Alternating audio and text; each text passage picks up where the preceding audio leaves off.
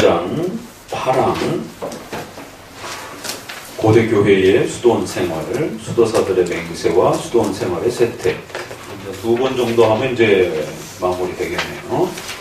자, 교회법이 잘못되었을 때의 그 심각한 변질과 타락의 위험한 모습들을 우리가 이제 실례로서 계속 보고 있으면서, 또 한편으로는 이제 세례와 성찬을 준비하기 위해서 건강하고 성경적인 바른 맹세, 서약, 이런 부분들을 우리가 어떻게 해나가야 되는 것인가. 그래서 공적인 그러한 맹세도 중요하고, 또 사적인 그러한 또 맹세와 서원도 신앙생활의 유익을 위해서 어떻게 또 우리가 잘 사용해 갈 수 있는가, 이런 부분들을 종합적으로 같이 또 교회론을 통해서 배워가는 겁니다.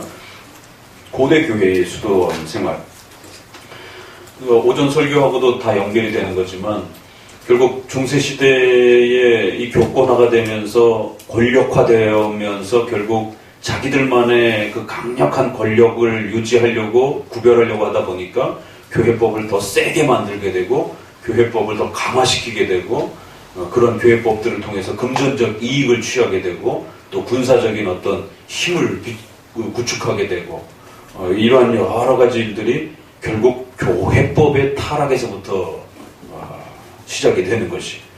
그래서 교회법이 건강하지 못하게 되면 그 산하의 교단의 교회들이 엄청난 고통을 겪는 겁니다. 그래서 어떤 분들은, 또 많은 분들이 싫어가지고 그냥 독립하러 나가는 거예요. 그러면 독립하는 건강한가? 독립한 또 더 문제죠. 아무도 컨트롤하지 않으니까 그냥 목사님이나 혹시라도 또 그 교회를 세운 장로님이나 그 개인이 다 좌우지하는 거예요. 법도 없고 아무것도 없어요. 그냥 내 맘에 안 들면 나가. 그래서 그냥 개인이 운영하는 형태가 돼버리니까. 그래도 이런 어떤 질서 체계가 있는 형태에서는 그 질서를 통해서 항소도 하고 재판도 받고 뭔가 이렇게 하소연도 하고 이럴 수 있는 어떤 질서 자체가 있는데, 독립화로 구성이 되게 되면 아무것도 존재하지 않는, 마음에 안 들면 나가라라고 하는 형태의 무법천지가 되어버립니다. 그러니까 가톨릭은 교회법을 지나치게 망가뜨린 율법주의적 그 교권의 형태가 문제가 되는 거고, 올바르고 건강한 교회법으로 형성이 되게 되면 성도를 살려주고 성도를 지켜주는 거예요. 회의 절차와 어떤 순서와 이런 부분들 어떻게 할 거예요? 그럼 개교별로 다 흔들면 난장판이 되잖아요. 무질서해지고. 틀린 건 아닌데 무질서해져요. 같이 모여서 예배를 드리는데 막 순서가 다 틀려요, 막 서로. 그럼 뭐 정신 산탈라지고, 여기는 집사라고 하는데 여기 저쪽에서 조사라고 그래. 옛날엔 조사도 있어.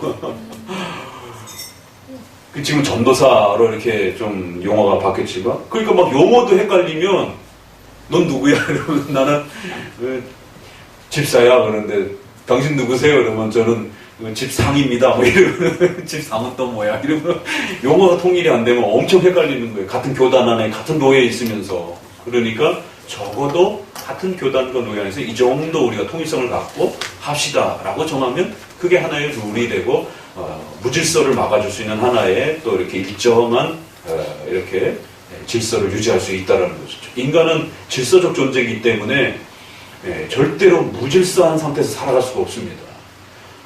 고린도전서 14장도 그렇고요. 하나님은 화평의 하나님이라고 하는, 질서의 하나님이라고 하는 아주 놀라운 이야기를 하십니다. 그래서 인간도 하나님이 질서화된 형태로 인격을 만드셨다라고 하는. 그렇기 때문에 본래적으로, 본성적으로 인간은 무질서에 대한 두려움과 공포를 느끼게 되는 거예요. 그래갖고 남녀라라고 하는 가장 사랑하는 부부지간에도 질서가 존재하는 겁니다. 내 뼈 중에 내 뼈, 살 중에 살이라고 해놓고 순종해 이러는 거예요. 아니 뼈 중에 뼈라라고 그럴 때 또 언제고. 그런데 또 인격체가 둘이니까 누군가 하나는 말을 따라주지 않으면 둘이 계속 상반된 의견을 갖고 싸우고 있으면 누가 고통만 받아요? 자식들만 고통을 받는 거죠. 누구 의견을 따라야 되는 거죠, 도대체. 이게 인간의 질서성이라는 겁니다. 그러니까 여성의 어떤 존재론적인 가치를 비하하는 게 아니라 질서상에서 여성이 권위 아래 있다라고 이렇게 말하는 거예요. 존재론적으로 구원론적으로는 평등한 겁니다. 만인제사장이 입각해서. 창조론적으로도 그렇고.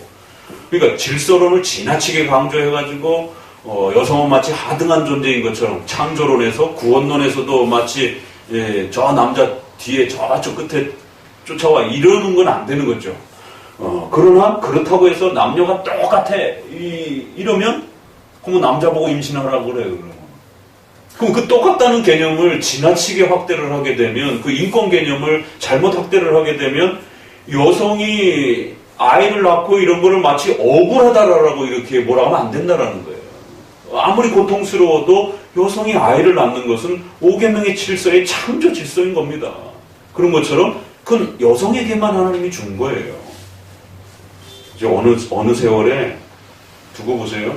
영화 같은 일들이 벌어질 수 있습니다. 아까도 식사하다가 그 인권 얘기하다가 도대체 이놈의 인권이 어디까지 확대될지 이제 나중에 여자들 애 낳는 거 이거 저기 인권위에다 고발해가지고 남자들도 애 낳으라고 의학이 발달이 되면 영화 같은 얘기가 그래서 뭐 수정을 여기다 집어넣어가지고 배에다가 남자 배 그 영화에도 옛날에 보니까 그런 영화가 있더만 그래서 남자가 배불러가지고 이렇게 똑같이 평등하다든지 이런 참 요지경 세상이 될지 참 인권을 도대체 어디까지 질서와 인권의 개념을 오해하면 이제 이런 일들이 인간의 삶을 파괴하는 형태가 벌어진다라는 거예요.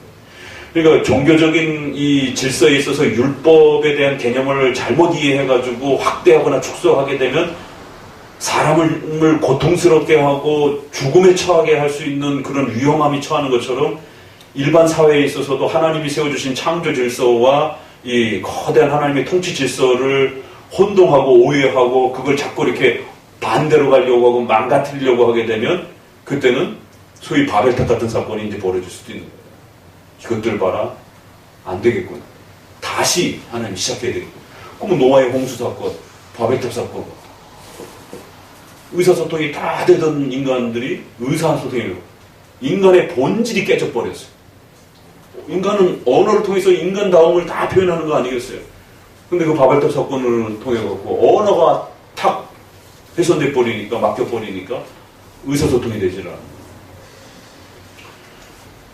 죄를 억제하기 위해서 하나님이 선택하신 방법이 때로는 다 죽이고 다시 시작하시든지 아니면 인간의 본질의 중요성들을 하나님께서 빼앗아 버리시든지 그런 징계와 책망이 구약 성경에만 있는 게 아니란 말이에요. 역사 속에 그 거대한 로마 제국, 페르시아 제국, 그리스 제국 눈 깜짝할 사이 다 없어졌잖아요. 지금 미국이라는 나라가 떵떵거리고 있지만 몽골과 같은 징기스칸과 같은 그 중앙아시아를 중심으로 해서 그 거대한 저쪽 유럽 끝에까지 이 밑으로 다 지배했던 지구의 그 가운데를 다 지배했던 그 거대한 나라도 어느 날 어디로 없어졌는지 그냥 다 없어져 버렸고 계속 반복되고 있는 겁니다. 하나님의 그 역사와 진행들은. 그래서 하나님을 두려워하면서 이 교회법을 건강하게 잘 마련해야 되고 목회자들은 또 장로들은 이 교회법을 어떻게 유지하고 또 세워갈 것인가에 대해서 도르트법도 우리가 참조해야 되고 웨스트민스터 정치모범도 참고를 해야 되고 그래서 두루두루 우리 장로교 안에 개혁교 안에서 있었던 여러 교회법들을 신중하게 잘 헤아리고 살펴서 우리 또 한국에 맞는 또 그런 교회법을 정할 수 있는 겁니다. 교회법은 영원한 교리적 통일성이 아니에요. 기본적 요소로서 교리적, 규정적 원리로 확정되어 있는 게 있고 나머지는 다 하나님이 중립적으로 열어놓으신 겁니다. 그 기본적 원리에 맞춰서 만들어 가라는 것이에요. 그래서 땅에서 묶으면 하늘에서도 묶이고 땅에서 풀면 하늘에서도 풀리고 보통 하나님이 명령하면 우리가 지켜야 되는 거예요. 그런데 교회법적 질서와 이러한 모든 부분들은 거꾸로 하나님이 진행을 하십니다. 어마어마한 하나님의 배려요, 은혜죠. 너희가 결정해. 그러면 나도 그렇게 따라주마. 내 뜻인 것처럼 하나님이 인정해주마. 제가 장로회를 통해서 이걸 깨닫고 나서 내가 알던 하나님에 대해서 엄청난 인식의 변화가 세워졌습니다. 야, 하나님이 우리 인간을, 신자들을, 성도들을 이렇게 높게 대우해 주시는구나. 막 명령하고 말 안 들으면 때리고 징계하고 단순히 이런 차원이 아니라 더 높은 수준. 그래서 장로회의 이 교회법을 보면서 너희가 결정해. 그러나 십계명과 기독교 교리와 또 예배와 정치의 기본은 있는 것이죠. 그 기본을 훼손하지 않는 범위 내에서 얼마든지 너희들이 하나님의 말씀을 순종하는 기쁨도 있지만 하나님의 말씀을 만드는 기쁨도 있는 거예요. 어마어마한 거잖아요. 그래서 베드로서에 보게 되면 우리가 신의 성품에 참여한다. 이 말씀 이야기에도 엄청 오래 걸렸어요. 도대체 신의 성품에 참여한다는 게 뭘까? 그래서 교부시대 때는 이게 성품에 참여한다 그러니까 동화 현상이 일어나는 줄 알고 신성과 인간의 본질이 섞이는 형태로 신일합일이 되는 것처럼 착각을 해가지고 이 동화되는 현상을 마치 진짜 본질의 동화됨으로 이해를 해갖고 혼동이 또 막 일어나기도 하고, 근데 이걸 또 말 안 할 수는 없고 도대체 이 신의 성품에 참여하는 자가 된다.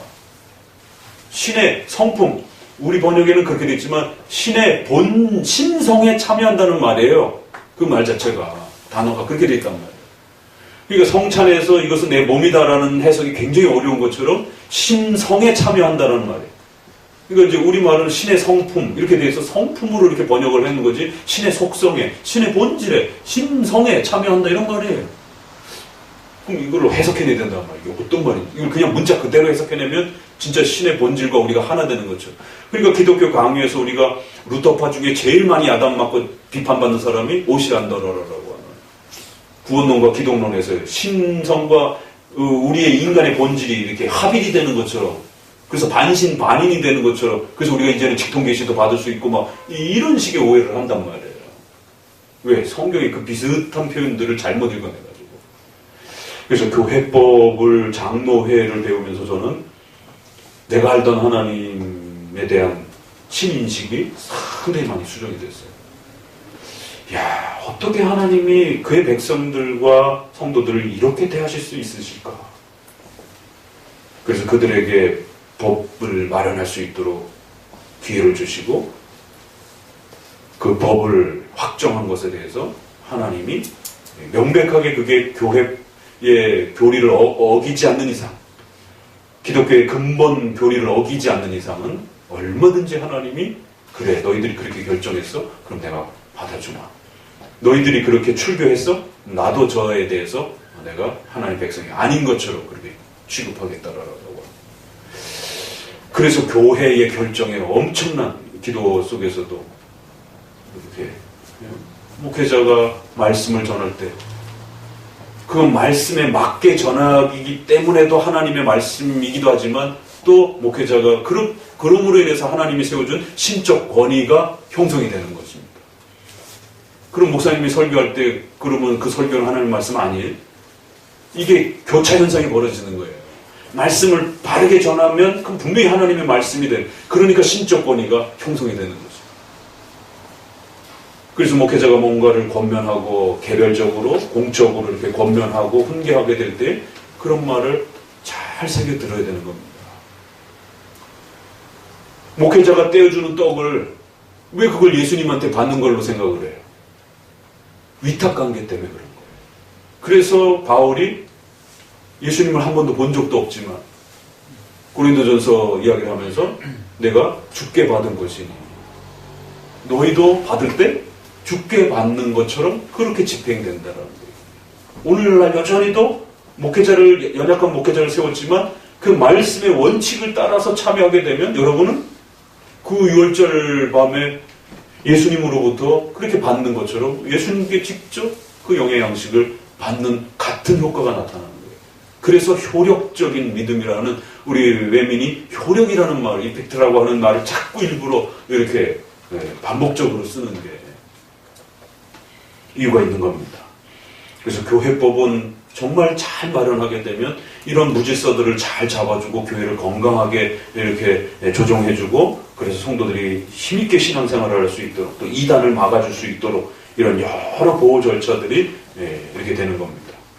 그런데 이제 이거를 지도자들도 욕망을 내가지고 욕심을 내갖고 망가뜨려도 안 되고, 또 성도들 스스로도 또 그렇게 교회법을 악용해가지고 또 개인적으로 그렇게 율법주의를 써도 안 되고, 각각 다 조심하셔야 돼요. 더더구나 우리 칼빈주의는 잘하겠다라고 하는, 성경적으로 한다라고 하는 그 지나친 욕망이 절제가 되고 조절되지 않는 상태에서 그렇게 접근되어졌을 때 칼빈주의가 항상 하이퍼 칼빈이즘에 위험에 빠졌었다라는 사실을, 우리는 무율법주의는 잘 안 빠져요. 우리는 오히려 율법주의의 함정에 늘 빠진다란 말이에요. 까딱 정신 못 차리면 어느 순간에 자기가 율법주의화되어 있는 그런 아주 못된 신자처럼, 아주 찬바람 쌩쌩 나는 신자처럼, 곁에 갈 수도 없는 그러한 아주 막 날카로운 신자처럼 자기 자신이 그렇게 바뀌어져 있는 거를 뒤늦게 발견하게 되는 거예요. 막 정신없이 달려오다가 막 책 읽고 열심히 공부하고 나름대로 자기는 열심히 하려고, 바르게 하려고 막 정신없이 달려왔는데, 어느 날 보니까 페북에 쫙 지난 댓글과 내용들을 검색해보니까 AI한테 진이야 우리 주호 것 좀 검색해줘 그랬더니 쫙 나오면서 주호가 율법주의자처럼 이렇게 행동했던 수많은 댓글들이 검증이 되는 거예요. 이게 내가 이런 말들을 했나 이제 왜 우리 보니까 비슷한 효과가 나타나더라고. 이제 나는 이제 참여한 지가 얼마 안 되니까 주호 거를 이렇게 보니까 3년 전에 2년 전에 했던 거가 그런 기능이 있대. 추억해가지고 이렇게, 그래서 주호의 무슨 그 추억을 같이 공유해 보세요 이렇게 뜨더라고. 그래서 좋아. 그래서 좋아요 들어가지고 이랬는데, 그러니까 이제 그런 게 마치 이렇게 통계적으로 검색돼가지고 자기 자신이 되돌아봤을 때 내가 이렇게 지나치게 말했나, 상대방에 대해서 공격적으로 이렇게 막 말했나, 이렇게 자기 스스로가 깜짝 놀랄 수도 있을 정도로. 주호가 그렇다는 얘기는 아니고 예를 들자면 그런 거죠. 그러니까 항상 우리가 조심하셔야 되는 거예요. 돌아보고 또 돌아보고, 교회 교권을 가진 사람들도 율법주의에 빠질 수 있지만 성도 개개인도 그렇게 율법주의에 얼마든지 빠질 수 있는 겁니다. 자, 고대 교회의 수도원 생활과 관련해서 이제 이 지도자들이, 교회 지도자들이 교회법을 악용하면서 망가뜨렸던 그 예들을 계속해서 논하고 있죠. 317페이지에 밑에서 넷째 줄 정도, 그 단락 아래서 맨 아래 넷째 줄부터 한번 봅시다. 수도원 학교들은 성직자가 될 사람들을 위한 일종의 만만한 사람들 모두 수도원에서 양성된 감독이 되었고, 그렇게 같은 시대에 여러 위대하고 특출한 인물들이 이 점을 분명하게 증명한다. 어거스틴도 그의 시대에 교회에 성직자들을 공급한 것은 대개 수도원이었다는 것을 알려준다.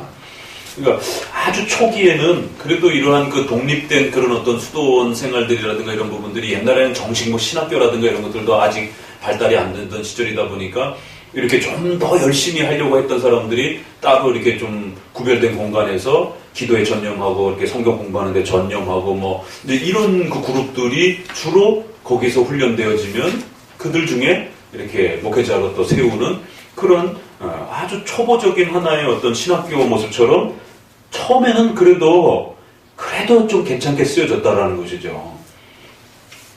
그러니까 순수하게 좀 더 실력을 기르고 공부하려고 하는 그런 차원에서 이렇게 처음에는 좀 더 독립된 그 단체와 이 수도원들이 있었는데, 이게 이제 후로 갈수록 변질되더라는 거예요. 그래서 그 카프리아나 섬의 수도사들에게 보낸 글에도 보니까, 교우 여러분이 결심을 지켜 끝까지 지속하기를 나는 권합니다.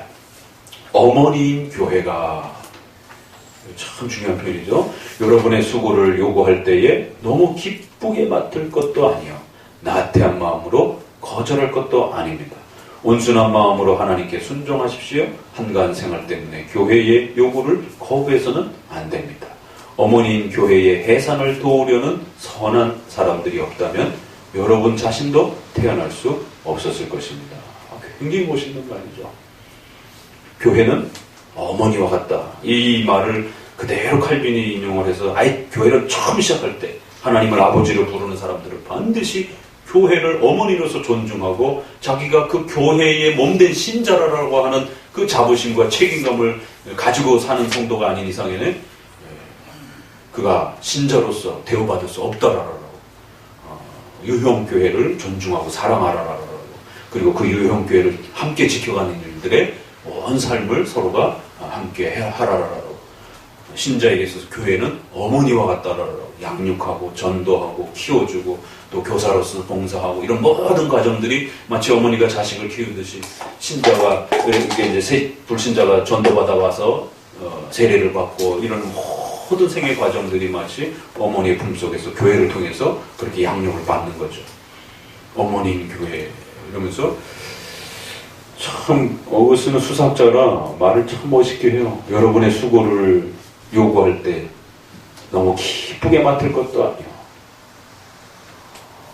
목회자로 부름받았을 때 너무 기쁘게 받을 것도 아니요. 그렇다고 거절할 것도 아니요. 왜 이 길이 너무 힘든 길이니까 네가 어떤 길로 부름받았는지를 알면 그렇게 행복하게 버선발로 달려가기가 쉽지 않다라는 거예요. 그래도 또 거절하진 말라는 거예요. 그렇게 부름받는 사람들이 많지 않으니까 그렇게 막중한 자리라는 거예요. 그래서 만약에 당신이 거절하게 되면 또 여러분 자신도 태어날 수 없었을 것입니다. 그렇게 교회를 위하여 수고하는 또 지도자들이 있었기 때문에 또 당신이 있을 수 있었던 겁니다. 이러면서 참 얼마나 참 기가 막힌 말이에요. 당신이 그렇게 부름받을 때 너무 기쁘게 맡을 것도 아니고 그렇다고 너무 또 이렇게 겁먹고 또 거절하지도 말고. 자, 그러면서 이제 쭉 내려오시면 맨 아랫줄에서 5째 줄 정도 봅시다. 이런 규절들을 보면 경건한 사람들은 보통 수도원에 들어가서 수도원 규칙에 의해서 교회를 다스리는 준비를 하며 이 중대한 직책에 더 적합하고 유능하도록 훈련을 받는 것이 분명하다. 그래서 초기에는 아주 굉장히 건강하게 쓰였다는 거예요.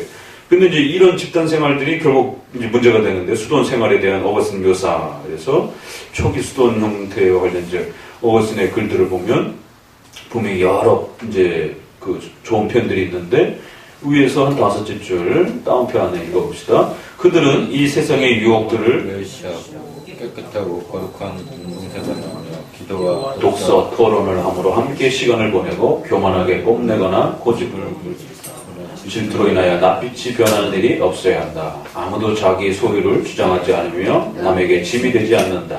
모두 자기 손으로 먹을 것을 벌어들이면서 마음에 항상 하나님을 생각한다. 그래서 초창기엔 그렇게 기도하고 공부하고 토론하고 그리고는 이제 어느 정도 실력이 갖춰지면 그 원감이라고 하는 원장 정도의 그런 지도자 앞에 나가서 또 자기들의 행실과 교리들을 시험 테스트를 받고 참 그래도 이렇게 지도자 훈련 코스로서 상당히 소중하게 잘 쓰였다라는 거예요. 그러니까 어거스틴 시대도 그런 이런 역할들이 있었다라고 언급을 해주는 겁니다. 중간쯤에 이와 같이 고기와 포도주를 끊어 욕망을 길들일 뿐만 아니라 식욕을 자극하는 음식도 끊는다. 그래서 이들 안에도 이제 신앙에 좀 더 집중하려고 하다 보니까 금식도 하고 기도도 하고 이제 이런 과정 중에서 이렇게 금식이라든가 이런 것들이 있었던 거지. 지금 중세시대의 로마 카톨릭의 문제처럼 마치 사순절이라든가 무슨 그 시간과 날을 지키면 마치 대단한 어떤 일이 벌어지는 것처럼 이런 식은 아니었다라는 거죠. 지금 자꾸 교회력과 음식이 지금 계속 문제가 되었기 때문에 지금 우리 설교하고 겹쳐 있어요, 이게. 같은 내용들이. 절제를 위해서 이렇게 행했던 거지, 그것을 어떤 종교적인 목적으로 쓰려고 했던 건 아니었다라는 거예요. 320페이지도 보게 되면, 그러니까 어떤 음식을 마치 부패한 것처럼 배척하지 않고 욕망을 억제하며 형제를 유지하기 위해서 그렇게 서로 애를 쓴 거예요. 고린도전서 6장 13절에 식물은 배를 위하고 배는 식물을 위하리라. 그러니까 이제 기독교 강요가 어떤 성경 구절을 끌어오는가도 잘 보시면 성경 해석의 방향을 배우게 됩니다. 그래서 이런 음식 부분에 대해서 이미 벌써 초대교회 때도 함부로 음식을 더럽다든가 거룩하다든가 그렇게 접근하면 큰일 난다라는 거를 이런 구절들을 갖고 지적하는 거예요. 그건 단지 자기 자신을 조절하기 위해서 쓴 거지 종교적 목적으로 절대로 쓰면 안 된다는 겁니다. 그래서 건강한 동안은 절제하지만 병이 나서 건강상 불가피할 때는 음식에 대해서 양심의 가책을 느끼는 일이 없이 얼마든지 또 자유롭게 포도주나 이런 음식들을 먹었다라는 겁니다. 예, 읽어봅시다. 그 다음 줄. 포도주를 마시지 않는 사람이 많으나 포도주 때문에 더러워진다고 생각하지는 않는다. 허약한 형제들이나 포도주가 없이는 건강해질 수 없는 사람들에게는 인자하게 포도주를 나눠준다. 그러니까 허망한 미신 때문에 포도주를 거절하는 미련한 사람들에게는 더 거룩해지기 전에 더 허약해지지 않도록 형제와 같은 태도로 충고한다. 이렇게 자꾸 음식 갖고 이렇게 자꾸 종교적인 어떤 규율을 정하게 되면 미신에 빠지게 되고 아주 심각한 상태에 벌어진다는 거예요. 그러니까 초대교회 안에서도 음식에 대한 절제가 있었지만 그건 하나의 훈련 차원에서의 목적이었지 절대로 종교적인 어떤 이유로 그게 뭐 더럽다든가 거룩하다든가 이런 식으로 접근한 게 아니라는 거예요. 그 다음 절, 그들은 열심으로 경건에 이르는 연습을 하지만 육체의 연습은 일시적이라는 것을 알고 있다. 특히 형제를 지켜 음식, 말과 옷과 안색이 모두 사랑에 합치하도록 힘썼다. 그래서 먹을 때와 먹지 않을 때와 이런 부분들을 사랑 안에서 조절한 것이지 절대로 종교적인 어떤 그 규율과 목적으로 끌어내면 큰일 난다라는 거예요. 그러니까 기독교 강요에서 이렇게 교회법이라고 하는 원리가 어떻게 형성돼야 되는지를 우리에게 충분히 해석해 주잖아요. 그럼 오늘날 보세요. 사순절에 가고 40일 동안 금식하게 만들고 고난주간 또 금식하게 만들고 그걸 자유선택으로 주는 게 아니라 의무적으로 명령을 하기 시작하게 되면 이게 마치 그 기간을 지켜내면 무슨 특별한 어떤 능력이 주어지는 것처럼 이러면 카톨릭적인 그 형태의 율법주의로 다시 돌아가는 겁니다. 그리고 최근에는 장소에 대한 문제. 성지순례 갔다 왔더니만 막 성경이 막 눈에 보인다. 이제 막 다 열려서 보여진다라고. 성지순례 갔다 온 목사님들이 얼마나 자랑을 하는지. 개척교회라든가 이런 미자립교회 목사님은 언감생심 꿈도 꾸지 못할 이제 그런 상황들을. 이제 신학과 학생들은 졸업여행 겸 해가지고 좀 학교에서 반 지원해주고 그래요. 이제 그런 시스템도 많이 생겼더라고요. 저희 때만 해도 뭐 상상할 수 없었던 일들인데, 그러니까 그거를 굳이 성지순례라고 하는 것도 문제가 되는 거고, 우리는 순례 개념이 없는 거지. 그냥 고고학적인 그냥 유적지를 돌아보는 것이지. 그래서 그걸 돌아보는 걸 자체를 우리가 일반 은총을 존중하니까 얼마든지 존중할 수 있어요. 그렇지만 그걸 장소를 종교화시켜갖고 마치 거기 갔다 왔더니 신의 산을 봤더니 출애굽기가 눈에 다 열리더라고. 그러면서 히브리어는 하나도 몰라. 그게 말이 되는 거예요, 그게. 그럼 우리 선조들 그 신의 산 가보지 못했던 사람들은 어쩔 거예요, 그게. 칼빈을 가봤을려나 모르겠는데 그때는 교통편도 너무 편하고 뭐 비행기도 없고 뭐 이러던 시절인데 그래도 훌륭한 히브리어 전문가들이 다 구약 다 해석해냈고 그러면 안 된다라는 거예요. 그런 부분들이 시간, 장소 이런 것들을 자꾸 종교적으로 교회법화 시켜가지고 교회 안에 자꾸 이렇게 들어오기 시작하게 되면 더 점점 위험한 일들이 벌어진다. 그래도 예루살렘이나 저기 칼빈 생가라든가 이런 데들은 우리 칼빈주의하는 목사님들은 한 번쯤 시간 내서 평생에 한 번은 갔다 올 필요도 있어요. 좀 이렇게 역사 탐방 비슷하게. 그런 건 간접 공부니까. 그렇지만 절대로 종교화시키면 안 돼. 그래서 목사님이 전자만 또 가르쳤더니만 우리 목사님은 그런 가는 거 싫어하는구나. 그래서 또 안 보내주시면 안 돼. 지금 미자립이라서 그렇지 조금 형편이 좀 자립이 되고 그러면 이렇게 칼빈주의 하는 사람이 칼빈 낙스 이런 좀 종교개혁주의 한번 그냥 역사 탐방으로 이렇게 좀 또 간접적으로 공부하고 또 이렇게 여행지 놀러 가는 게 아니라 역사 공부하러도 이렇게 그런 차원에서는 얼마든지 열어둘 수 있는 것이니까 말 잘해야 돼. 그래도 잘못하면 우리 목사님은 싫어하나? 이렇게 해서 종교적 목적으로만 싫어하는 것이고 나중에 형편되면 꼭 보내주세요. 자, 10번 수도원 생활의 초기와 후기를 비교한다. 자, 그러면서 이제 결국 후기로 나갔을 때 문제가 되는데 321페이지 보니까 어거스틴은 주의 말씀이 우리의 자유에 맡긴 일들을 엄격하게 요구하는 것은 일체 배제하기를 원한다. 그러니까 어거스틴의 글에도 칼빈의 글에도 이 양심의 자유라는 말이 굉장히 많이 나와요. 그러니까 저도 처음에 이걸 공부할 때 이게 굉장히 어려웠어요. 도대체 이 양심의 자유라는 게 뭘까? 웨스민스터에서는 아예 챕터를 아예 구별을 시켜놓잖아요. 20장에. 그렇죠? 양심의 자유라는 항목을 따로 구별해놔요. 그게 얼마나 중요한지. 다른 신조에서는 그렇게까지는 하진 않는데 웨스민스터는 이 양심의 자유를 굉장히 높여놓습니다. 그리고 교회법의 8대 원리에 우리 헌법책을 보게 되면 8대 원리가 나오는데 첫 번째 원리가 양심의 원리, 두 번째 교회의 원리, 그리고 나머지는 좀 더 이렇게 좀 편안한 부분들. 교회법이 돌아가기 위해서는 반드시 개인의 양심의 자유 속에 참여하는 거예요. 여러분 주일날 오는 것도, 오늘 신자가 되는 것도 뭐 수갑 채웠기 때문에 온 게 아니라 자원해서 온 거잖아요. 성도가 자원해서 그 법에 들어가야 된다는 거예요. 교회법은 그 성도가 자원해서 들어가지 않으면 아무도 치리할 수가 없어요. 그냥 갓버린 그만이잖아요. 법적 제재가 할 수가 없으니까. 그래서 성도, 오늘 등록한 성도들은 반드시 명심하셔야 되는 게 마지막 그 항목에 나는 한마음교회의 관할과 치리를 받겠습니다 라고 하는 그 고백은 굉장히 중요한 고백이에요. 그 법적 규율과 질서에 내 스스로 양심에 꺼리낌 없이 내가 자원함으로 그 법에 묶이겠습니다 라고 하는 하나님 앞과 교회 앞에서 엄숙한 선서가 되는 겁니다. 그러니까 이 선서가 얼마나 중요한 것인지에 대해서 오늘날은 권위체계와 질서 개념이 다 무너져가지고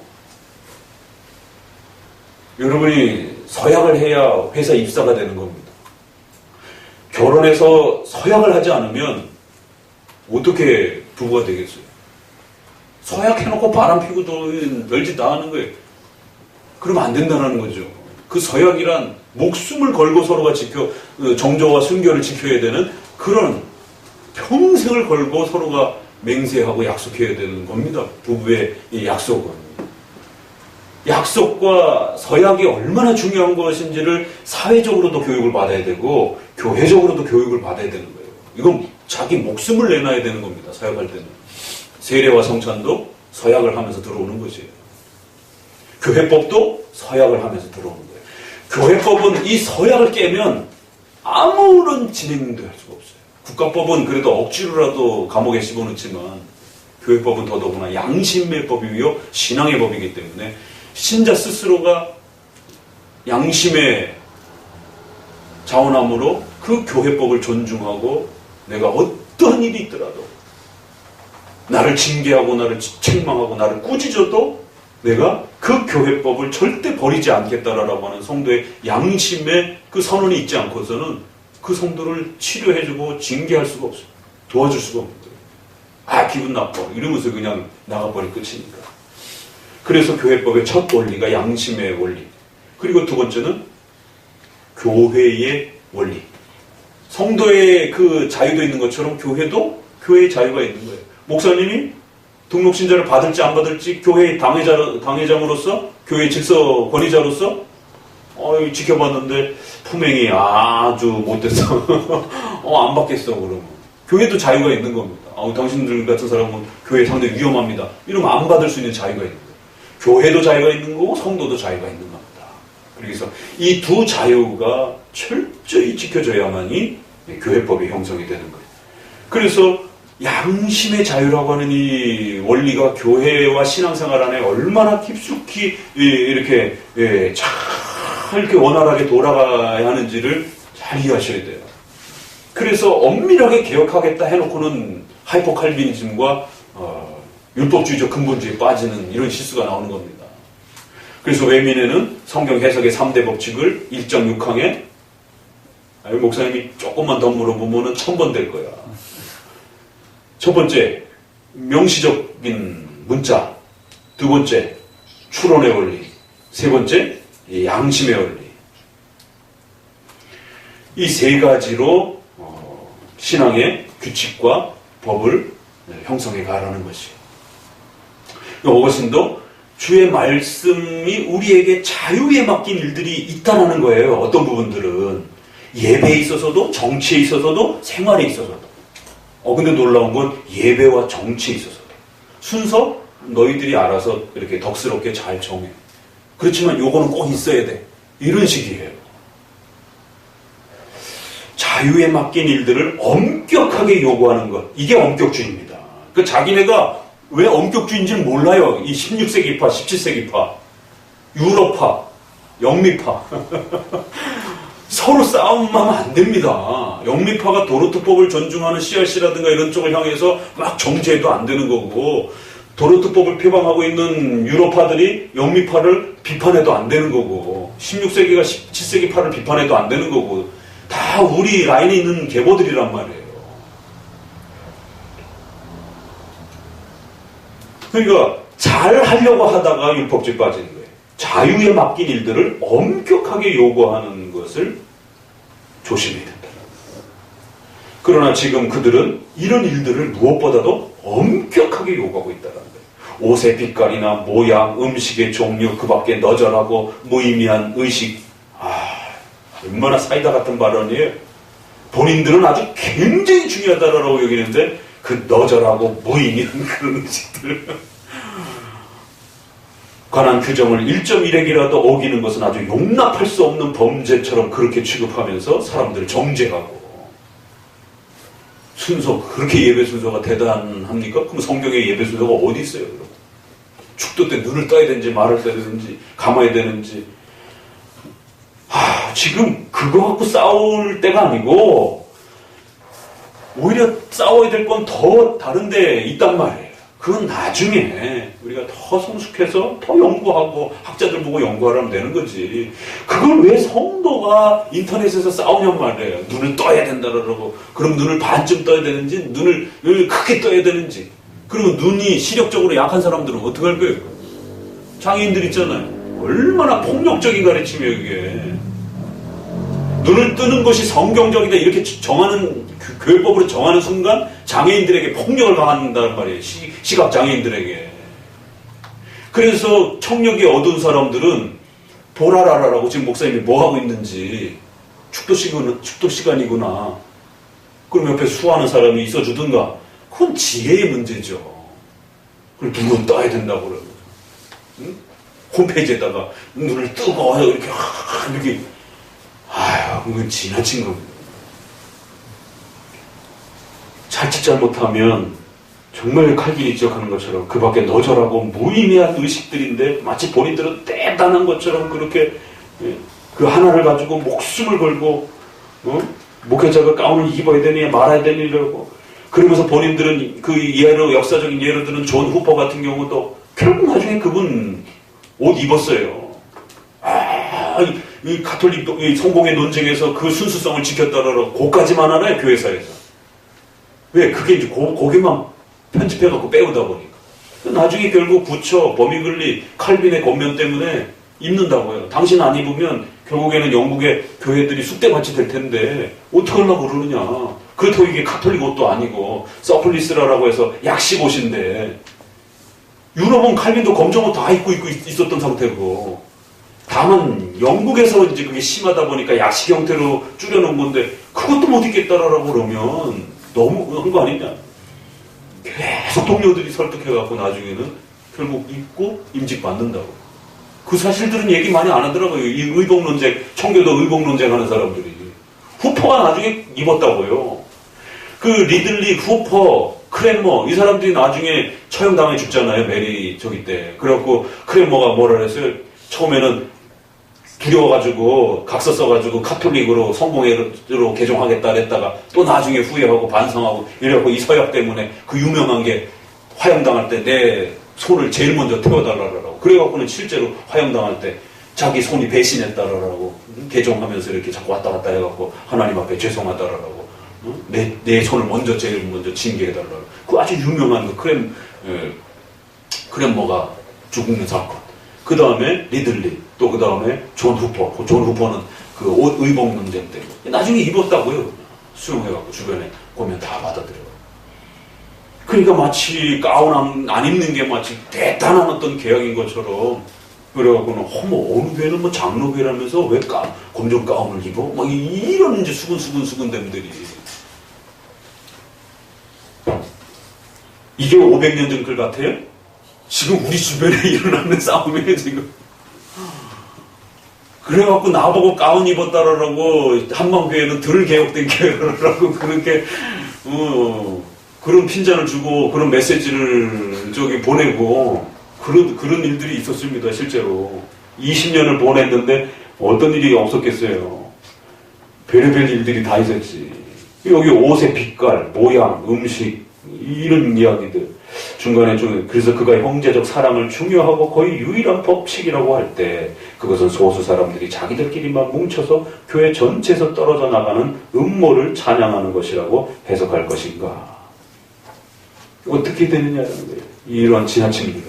맨 아래에서 셋째 줄 현대 수도사들은 그리스도께서 제자들에게 꾸준히 열성으로 지키라고 명령하신 경건으로 만족하지 않고 어떤 새로운 종류의 경건을 조작해서 그것을 명상하며 모든 사람들보다 더 완전하게 되려고 합니다. 이 완전주의자들.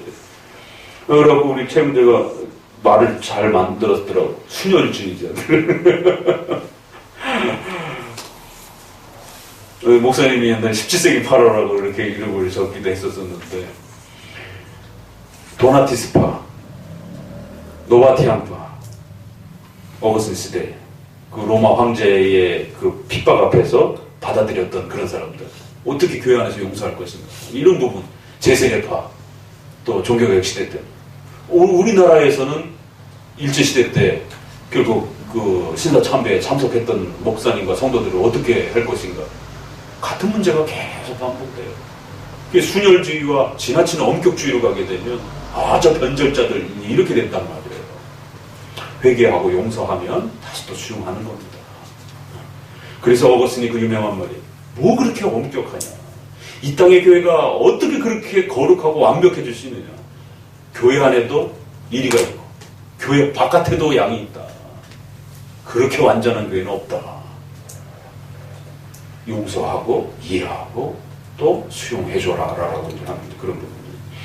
자, 그래서 수도원 생활은 완전한가 이러면서 이제 한두 장만 좀 더 읽어봅시다. 세 줄부터 읽어봅니다. 322페이지. 수도원 생활은 그 자체 내 완전성을 포함했기 때문에 완전하다고 하는 것이 아니라 완전성에 도달하는 가장 좋은 길이기 때문이라고 또 그렇게 핑계를 댄다라는 거예요. 그래서 그들은 완전 상태에 있다라고 자랑한다라는 거예요. 그러니까 우리가 리폼드라는 말을 잘못 쓰면 이런 일들이 벌어져요. 잘못하면. 우리가 철저히 계획했다. 완벽하게 계획했다.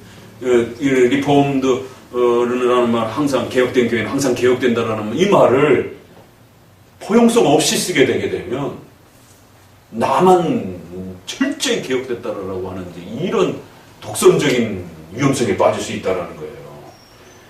그래서 못 쫓아오는 성도와 교회들을 정죄하는 그런 수단으로 리폼드라는 말을 개혁이라는 말을 쓰는 게 아니에요. 그 방향성을 향하여 가되 못 쫓아오는 교회와 못 쫓아오는 성도들을 긍휼히 여기고 불쌍히 여기고 감싸주면서 가는 것이지 자기 혼자 휙 달려나가 놓고 그리고 못 따라오는 사람들 갖다가 막 정지하고 손가락질하고 그러면서 자기는 막 대단한 개혁자인 것처럼. 그래서 이제 다음 주 설교가 악이란 네 마음속으로부터 나오는 게 더 더럽지. 그 얘기가 나오는 거야. 아니 진짜 대놓고 얘기를 하면 바깥에 그런 의식 몇 개 지킨다라고 해서 문제가 거룩해지는 게 아니고 여호증인들이 우리보다 더 엄격해요. 그런 부분에 대해서 절기 문제 뭐 이런 부분들 최영재한테 물어보세요. 얼마나 엄격한지. 근데도 이단이에요. 희한하죠?